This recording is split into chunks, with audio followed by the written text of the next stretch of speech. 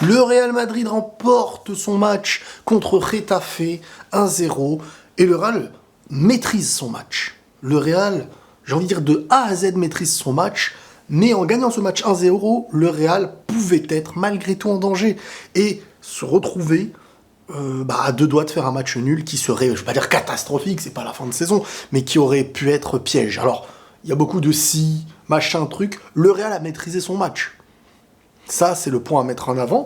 Le Real a titularisé Camavinga, a reposé Mendy, a reposé Benzema. Alors quand je dis reposer, c'est qu'ils n'étaient pas là. Je sais pas s'il y a des raisons spécifiques à leur absence. Mais en tout cas, les points positifs que je retiens, c'est que...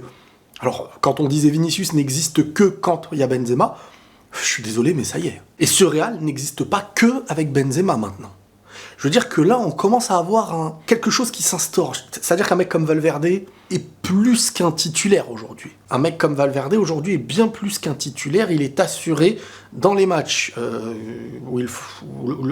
des matchs importants, quoi, tout simplement. Championnat ou Ligue des Champions, ce que vous voulez, Valverde est devenu un point où, au point même, s'il ne joue pas, on va se dire, purée, il manque quelque chose. C'est la pile électrique. C'est même pas la pile, c'est naze. C'est l'électricité de ce club actuellement. Il est l'électricité. En plus, actuellement, il paraît que c'est les crises. Donc, il nous faudrait tous un Valverde. Non, c'est l'électricité dans le sens où il bonifie le football des autres. Kroos n'a pas joué aussi. Il bonifie un football pour les artistes du milieu. Et il apporte de la profondeur dans ses appels. Et on remarque que Rodrigo, qui est vraiment dans sa saison. Alors, il marque un but qui est annulé, mais il est dans sa saison. Dans ses combinaisons, il est juste. Et de plus en plus, il est de moins en moins excentré. Pourquoi ? Parce que je pense qu'Ancelotti a constaté, comme nous, que ce mec n'est pas enfermé dans un petit côté, on lui demandera dans un côté où on lui demandera juste d'essayer de faire une différence et de centrer ou de faire une passe en retrait.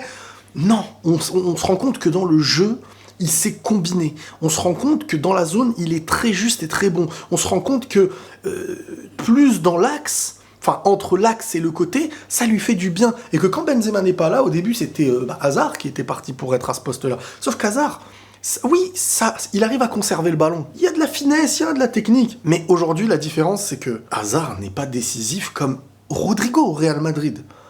Rodrigo, il lui en faut pas beaucoup. Rodrigo, il allait planter encore dans ce match-là. C'est-à-dire qu'il peut planter presque tous les matchs au Real Madrid, ce mec-là, quand il est sur le terrain ou quand il rentre en jeu. Où il apporte une vraie différence de jeu. C'est un petit joyau, Rodrigo, et qui de plus en plus grandit et devient de plus en plus fort. Cette année-là, pour moi, c'est la saison de l'avant à l'après. Comme quoi, tu te dis, je sais pas, imaginons le Real aurait pris Gnabry. Rodrigo aurait peut-être eu beaucoup moins de temps de jeu. Et peut-être que le Real n'a pas tort de permettre de faire grandir ces jeunes qui... Voilà, je veux dire, t'as Vinicius. Alors Vinicius, n'en parlons pas. Hein. Le mec, je sais pas, il a mis combien de petits ponts, Bref, le foot, ce n'est pas que des petits ponts, mais je veux dire, il fait vivre. Il y en a plus beaucoup des joueurs comme ça aujourd'hui. Des joueurs qui, au très haut niveau, Brésil, Real Madrid, tu sens que ça s'amuse sur le terrain. C'est le côté Brésil qu'on aime dans le football. Et le mec, il est là et... capacité d'élimination, capacité de déstabiliser les adversaires, la vitesse, et de plus en plus serein, même dans le jeu de combinaison parfois. Alors oui, la finition n'est pas encore...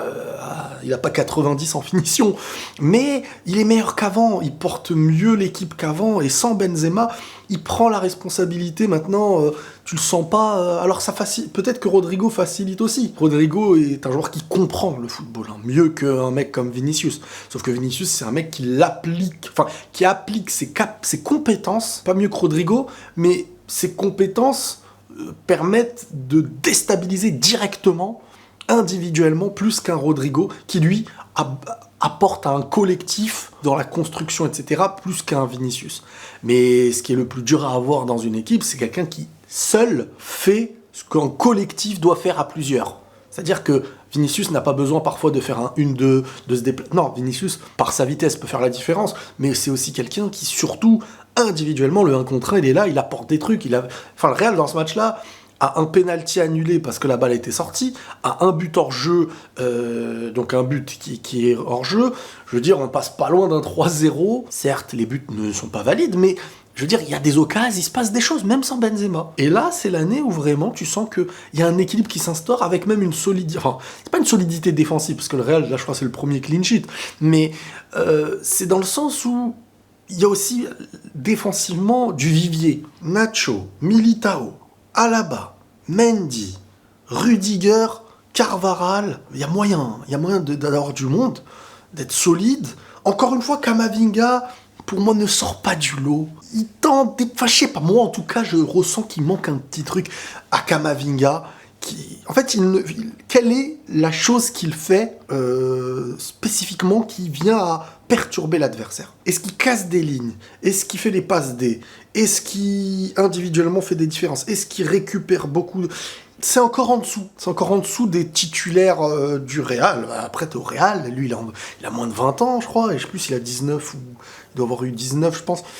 Donc forcément, c'est pas facile, et il a besoin encore un peu de temps, mais c'est bien, il a son temps de jeu, il prend le temps. Bon, Tchouaméni, voilà, il a son poste, il remplace Casemiro, et franchement, je veux pas dire on ressent pas l'absence de Casemiro, parce que honnêtement, bah c'est vrai. Aujourd'hui, il apporte quelque chose de plus nouveau, de plus neuf, de certains aspects différents. Peut-être qu'il a moins le vice d'un Casemiro lors des très très gros matchs, on verra comment ça va se passer. Cette hargne de certains moments, des tacles osés qui permettent de sauver des actions qui étaient des gros... On verra ce que ça va donner. Mais en tout cas, Tchouaméni, c'est quand même, voilà, c'est malgré tout, depuis le début de saison, c'est assez satisfaisant, voire plus. Parfois, tu sens qu'il est un peu trop tranquille. Il faudrait qu'il ait un petit peu plus l'agnac de temps en temps, parfois sur certaines actions. Mais c'est juste, il fait ce qu'on lui demande à son poste. C'est l'un des postes dans lequel on aperçoit, l'œil spécialiste va savoir ce qui se passe. Mais je veux dire, quand il va faire un match juste où il contrôle, il fait des passes, retrait, machin, changement d'aile, 1, 2, 3 récup, c'est un grand match pour un mec à ce poste-là, c'est un bon match. Le coach est content, il fait ce qu'il faut, il stabilise le lien entre la défense et le milieu et l'attaque. Donc c'est un joueur comme ça, voilà, à ce haut niveau, ça se ressent quand il est pas au niveau. Hein. C'est pas pour rien que quand Casemiro n'était pas là, tu ne savais pas qui mettre avant. Et là, tu vois, il se passe quelque chose. Carvajal, j'ai bien aimé le match de Carvajal, même si je sens que défensivement, il peut me faire peur. Mais Carvajal, c'est un peu comme les anciens du Real, il élève le niveau qu'on a besoin, même si sur ce match-là, j'ai bien aimé. Bon, Modric, c'est, voilà, tu sens qu'il est là. Hein. Modric, quand il est là et quand il est pas là, ça se ressent énormément. Quelle justesse, quelle technique. Modric, viens, on change ta pièce d'identité, on dit que t'as 27 ans. Allez, Modric, s'il te plaît. Non, franchement, ce Real Madrid-là a géré son match, a pris ses 3 points, a marqué assez vite. Militao, une tête. Militao, j'aime beaucoup, hein, de plus en plus. Vraiment, lui aussi, on sent qu'il prend de l'expérience. C'est quand même un titulaire qui gagne la Ligue des Champions l'année dernière. L'année d'avant, il commençait en étant titulaire dans certains matchs quand il y avait pas Ramos et Varane, il y a 2 ans. Enfin, il y a 1 an et demi, enfin, je sais plus. Et tu sens que, voilà, il est prêt à être défenseur du Real Madrid. Et c'est bien. Rudiger a pu jouer. Rudiger a été bon aussi. Ça a été une belle doublette, Rudiger-Militao, je trouve.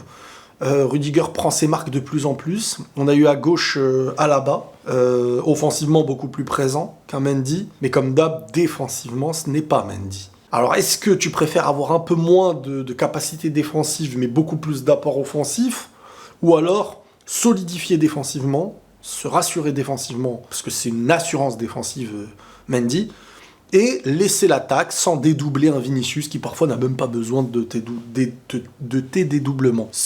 Voilà, c'est pas...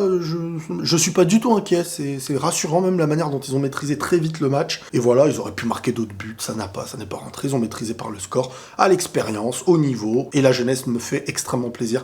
Quand je vois des jeunes comme Militao, Camavinga, je suis pressé que Courtois revienne, Tchouaméni, et puis Valverde, Rodrigo, Vini. Ce Real fait plaisir, vraiment. Tu te dis là, tu recrutes des petites choses, là, ça va être encore plus bénéfique. C'est super. Prenez tous soin de vous, les amis, et la paix sur vous.